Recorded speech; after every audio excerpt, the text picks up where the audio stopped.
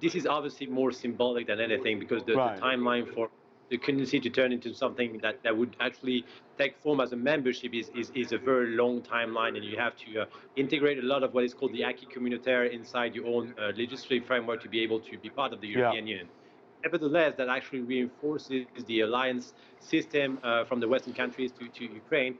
And it's very interesting when we actually had the former panelists mentioning the First World War. This is exactly the scenario that we're seeing.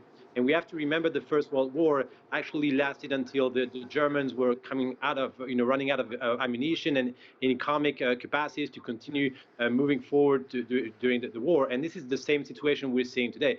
We're about to see a very long-lasting conflict between Russia and Ukraine backed by Western powers, and it's very unlikely that Russia can actually, maintain the superiority militarily in the long run.